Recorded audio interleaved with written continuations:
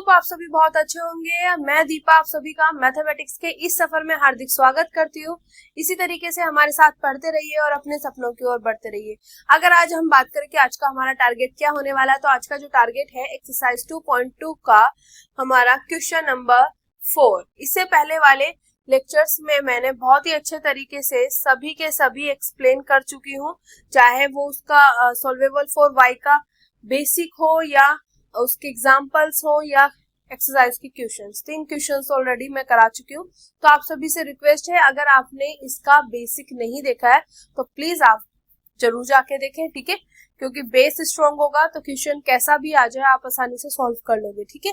But target यही रहेगा कि यहाँ पर आप जो सॉल्वेबल फॉर पी के सॉरी वाई, क्योंकि पी पहले करा चुकी हूँ, सॉल्वेबल फॉर वाई के जो 5 स्टेप्स हैं वो आपके माइंड में सेट होने चाहिए, ठीक है।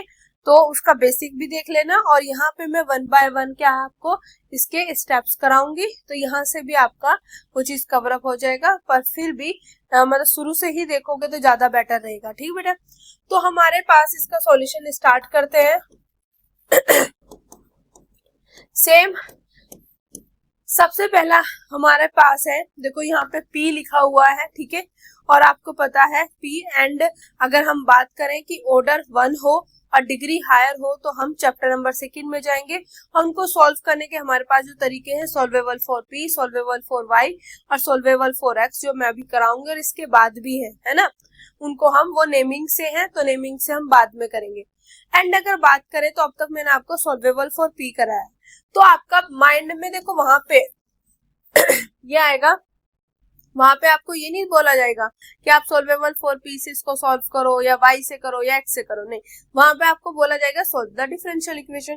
तो वहां पे आपको देखना पड़ेगा कि कौन सा मेथड यहाँ पर अप्लाई हो रहा है। तो मैंने अभी आपको सॉल्वेबल फॉर P कराया है, तो आपका ये होमवर्क रहेगा, आप इसको चेक करना क्या हम इसको सॉल्वेबल फॉर P से कर सकते हैं या नहीं, ठीक है, और कमेंट में जरूर बताना, अगर हो जाएगा तब भी, नहीं होगा तब भी, ठीक है बेटा।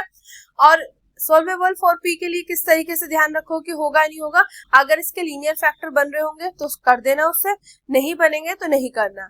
उसके बाद हम यहाँ पर जो बात कर रहे हैं वो कर रहे हैं Y के लिए।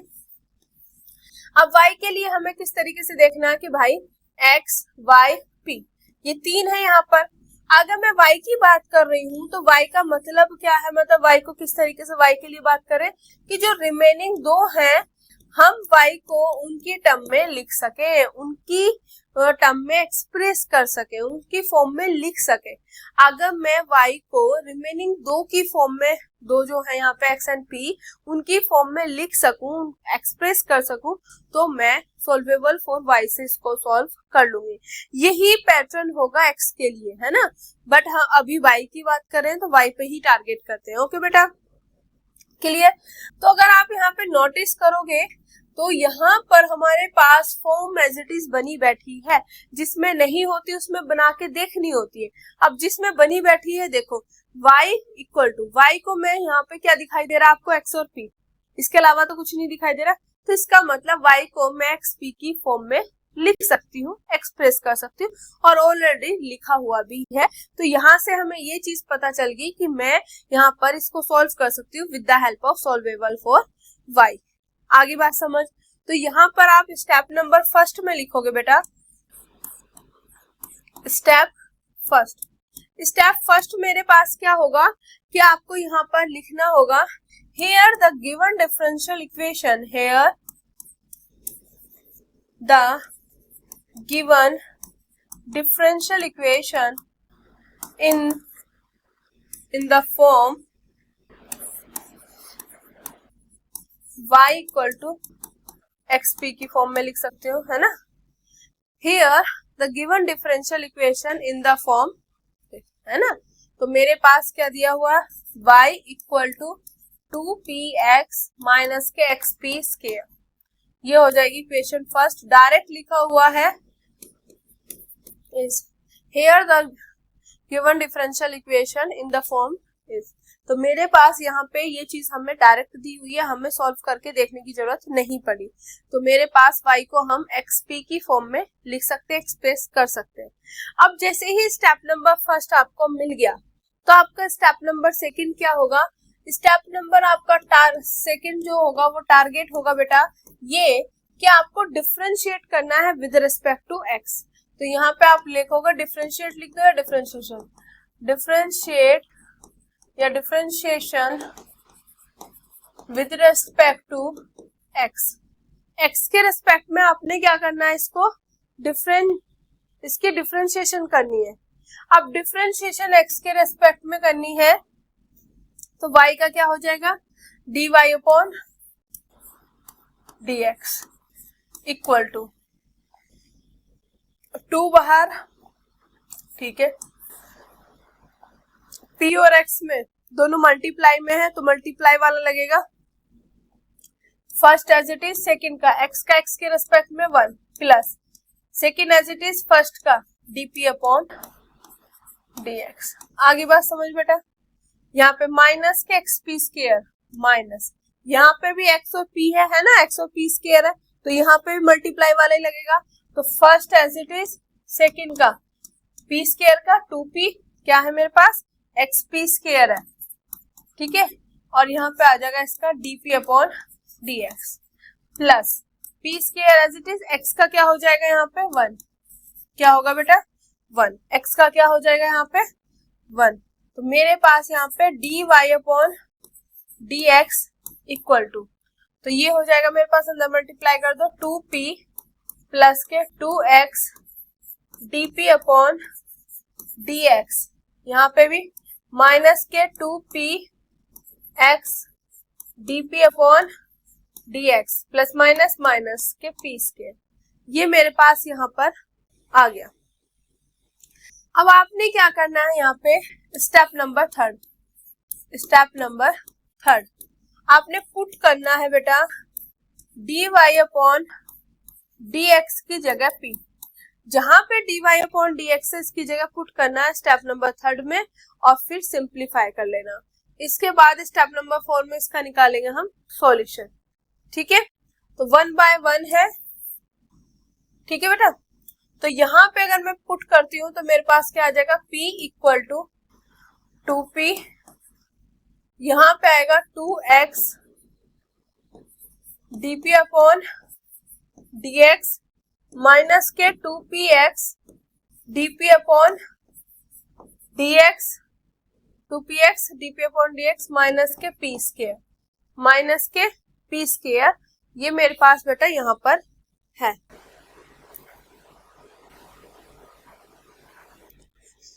इसको थोड़ा सा मैं बड़ा करके लिखती हूँ बेटा पूरी लाइन। तो मेरे पास p equal to 2p plus के 2x dp upon dx minus के 2px dp upon dx minus के p स्क्वायर, ये मैंने यहाँ पे लिख दिया। हो गया बेटा, दिखा दे। नहीं बढ़िया बढ़िया, अब 10 को करो, कोई नहीं, अब 10 को स्टार्ट करो चलो। पर ये ध्यान रखना बेटा कौन सा नंबर क्या है, ठीक है, मम्मा पूछेंगे बाद में, ठीक है। 9, ओके चलो बेटा, देखो यहाँ तक हो गया। अब देखो इतना होने के बाद अब इसको थोड़ा सा सिंप्लीफाई कर लेते हैं, फिर इसका सॉल्यूशन निकालेंगे स्टेप नंबर 4 में। तो यहाँ पे मेरे पास क्या है, ये जो प्लस के p है इधर जाके माइनस के p, तो यहाँ पे हो जाएगा मेरे पास, देखो पहले उसको लिखो, देख 2p में से अगर ये p चला गया क्योंकि इधर प्लस में है तो इधर आके माइनस में, तो 2p में से p गया तो क्या बचा मेरे पास p, तो मैं डायरेक्ट यहाँ पे लिख रही हूँ p, और इक्वल टू में आपको पता है यहाँ पे आ जाएगा 0 क्योंकि p इधर से इधर चला गया, ठीक है बेटा। अब यहाँ पे क्या है, 2x dp upon dx minus 2px dp upon dx minus के p स्क्वायर। अब यहाँ पे दोनों में से क्या कॉमन है बेटा, 1, तो p प्लस के 2x dp अपॉन dx, यहाँ से दोनों में से माइनस कॉमन है, माइनस बाहर ले लिया। यहाँ p है, यहाँ p स्क्वायर है, तो कम पावर वाला बाहर, तो p बाहर। यहाँ क्या बचा बेटा मेरे पास? बताओ जल्दी फटाफट। यहाँ 2, यहाँ x dp अपॉन dx, और यहाँ पे माइनस बाहर लिया तो प्लस आ जाएगा, और यहाँ पे p इक्वल टू 0। तो देखो क्या सेम है, p plus 2x dp upon dx same है। तो पूरे पोर्शन में से क्या कॉमन बाहर आ गया मेरे पास? p प्लस के 2x dp अपॉन dx। यहां से ये बाहर, यहां से ये बाहर, तो यहाँ क्या बचा बेटा? 1, यहाँ क्या बचा? p equal to 0। यहां तक का समझ आ गया बेटा? क्लियर हो गया या नहीं? अब यहां से बेटा अभी ये पूरा क्या चल रहा है? अब इसको हम सिंप्लीफाई कर रहे हैं, ठीक है, पुट करके हम इसी को सिंप्लीफाई कर रहे हैं। अब फिर हम ज्यादा जो सॉल्यूशन निकालेंगे वो निकालेंगे इसके अगले स्टेप में। अब यहाँ पे देखो 2 फैक्टर है मेरे पास, दोनों फैक्टर का प्रोडक्ट क्या है बेटा? Equal to 0। दोनों फैक्टर का प्रोडक्ट क्या आ रहा है? Equal to 0। तो इसका मतलब या तो ये 0 होगा या ये 0 होगा। तो यहां से हमारे पास क्या है? आइदर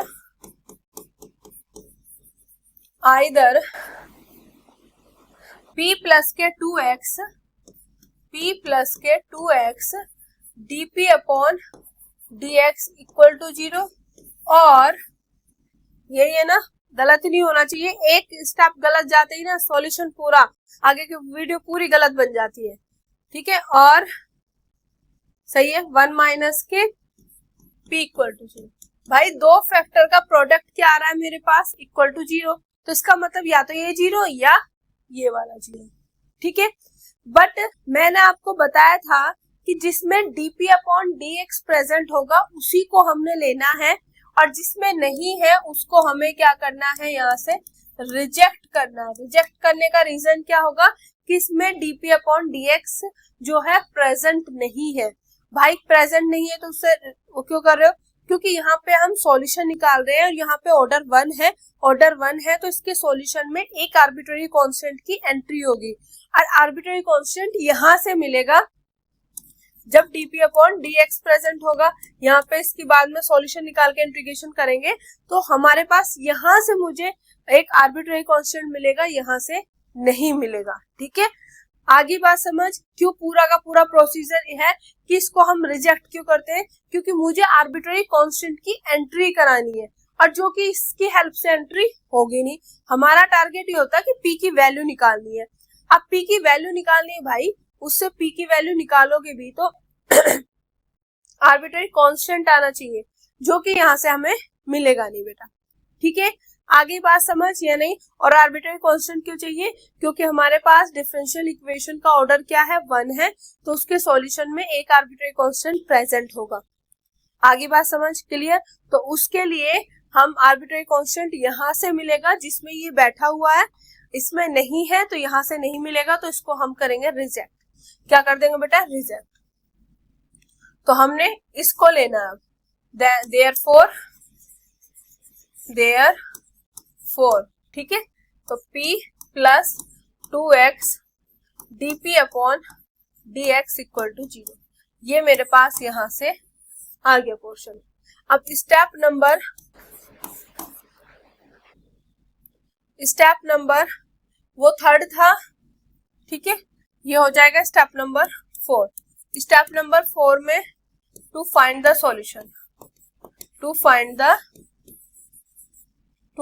सॉल्यूशन, सॉल्यूशन को आपने क्या करना है? अब यहाँ पे फाइंड करना है, ठीक है। अब यहाँ पे मेरे पास क्या है? p plus 2x dp upon dx equal to 0।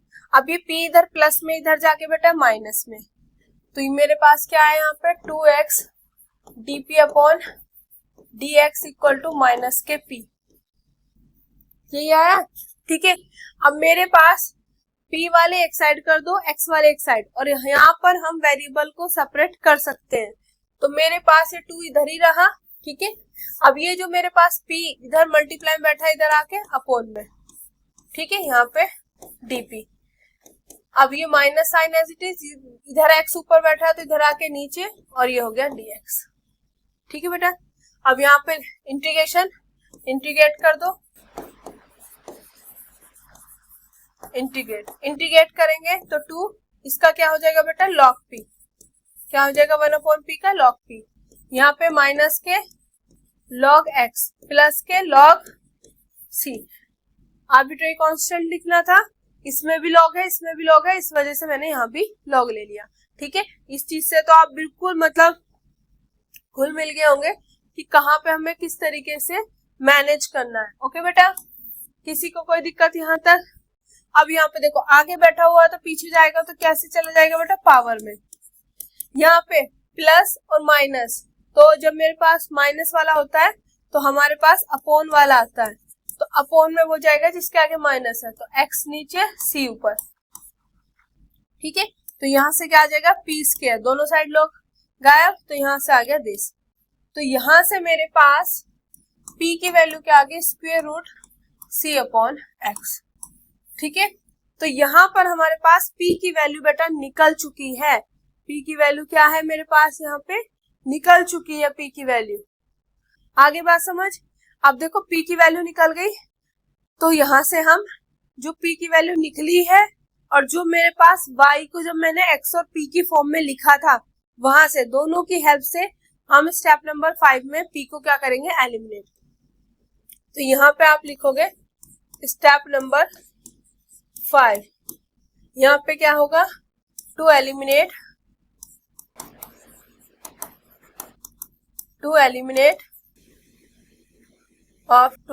y, और sorry p, to eliminate p, है ना, with the help of to eliminate p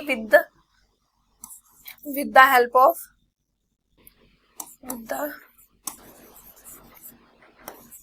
of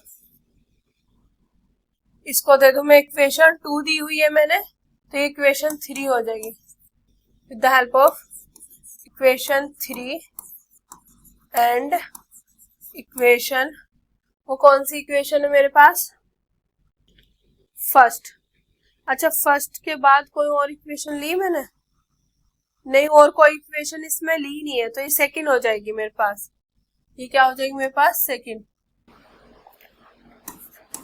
ठीक है, तो यहाँ पे आ जाएगा सेकंड, इक्वेशन सेकंड और फर्स्ट।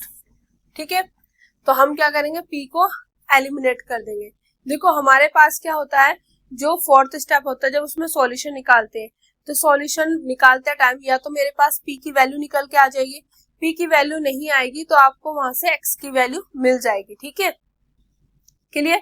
तो यहाँ से p की वैल्यू निकल गई और मेरे पास इक्वेशन क्या है, y इक्वल टू 2px, अगले उस पर लिख रही हूँ, y equal to 2px plus minus xp square, अब देखो दोनों इक्वेशन की हेल्प से, इक्वेशन फर्स्ट और सेकंड की हेल्प से हमें p को गायब करना है।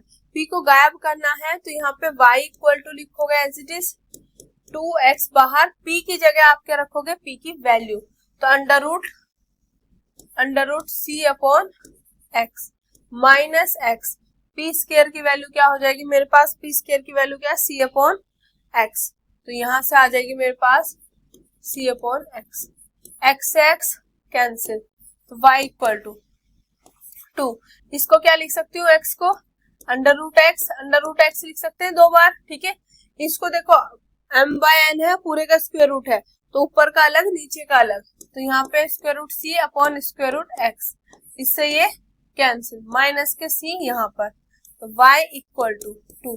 अब दोनों मल्टीप्लाई में तो एक साथ अंदर ले सकते हैं, तो यहाँ पे आ जाएगा स्क्वायर रूट के अंदर cx माइनस के c, this is your solution. तो हमारे पास जो डिफरेंशियल इक्वेशन दी हुई थी उसका यहाँ पे सॉल्यूशन निकल के आ चुका है और एक आर्बिट्रेरी कांस्टेंट मेरे पास यहाँ पे प्रेजेंट है। अगर मैं वहां पे उसको, यहाँ पे चीज ध्यान रखना है कि p मुझे कौन सा लेना है, यहाँ पे कौन सा रिजेक्ट करना है, जिसमें dp अपॉन dx होगा उसको लेना है, जिसमें नहीं है उसको रिजेक्ट कर देना है। रीजन यही है कि भाई डिफरेंशियल इक्वेशन का सॉल्यूशन निकाल रहे हैं, यहाँ पे ऑर्डर 1 है तो एक आर्बिट्रेरी कांस्टेंट की एंट्री होगी, अब वो एंट्री जो है वो इसकी हेल्प से होगी, इस वजह से हमने उसको रिजेक्ट कर दिया। तो आई होप ये पूरा का पूरा क्वेश्चन जो है आपको अच्छे से समझ आ गया होगा। पहला स्टेप जो है वो ये है कि क्या मैं y को xp की टर्म में लिख पा रही हूँ, लिख दिया। फिर आपको डिफरेंशिएशन करनी विद रिस्पेक्ट टू x, कर दी। फिर आपको dy अपॉन dx की जगह p पुट करना है, कर दिया। फिर उसके बाद जो आपके पास वहां से फैक्टर जो भी निकल के आएंगे जैसे भी, उसका सॉल्यूशन निकालना है, निकाल दिया। सॉल्यूशन निकालते समय या तो p की वैल्यू निकल के आएगी या नहीं आएगी। p की वैल्यू निकल के आई तो आप p को एलिमिनेट कर दोगे, नहीं निकल के आएगी तो आप p को एलिमिनेट नहीं करोगे। तो दोनों में अलग अलग तरीके हैं, ठीक है बेटा। तो आई होप पूरा का पूरा फंडा समझ आ गया होगा। तो मिलते हैं अपने नेक्स्ट लेक्चर में नेक्स्ट क्वेश्चन के साथ। जय हिंद, जय भारत।